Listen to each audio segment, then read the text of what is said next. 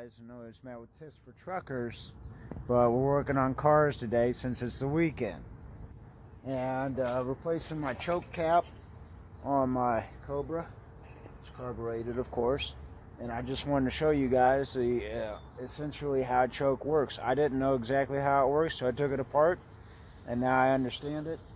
Let's get into it, guys. Okay, so essentially this cap goes onto here, and there's a spring inside, and so when you turn on the ignition, an electric current goes to it, and this starts heating up and then closing. And what that does is it pulls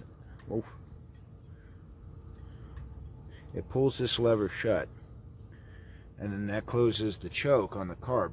See, essentially what choke on the carb is, it closes off two of the ports on the carb, so that more when the engine creates vacuum, it sucks fuel instead of air into the engine, and it helps it with cold starts. But like I said, when you put this cap on there, you line this little part up with this lever here, and you put the cap on, and once it gets cold, it'll close this, and then when you have an ignition source, it'll slowly warm up and start opening that up. After you get good amount of vacuum and heat, then it'll be able to suck the fuel in a lot easier after a cold start. But yeah, essentially this heating coil is a lot like those old school lighters that you used to have. Remember, it's basically shorting out, and then when metal gets hot, it expands, or expands, not contracts. So it's actually going to go like that, and like I said, open that up.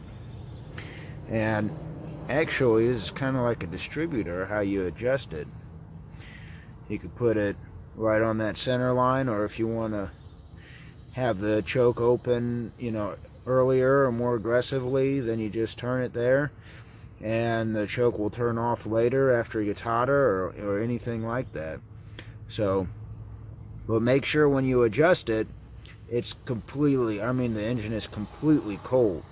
So you're gonna adjust it, start it up, see, when the choke turns off. Like I said, when it's turning off, that lever is going to go down, and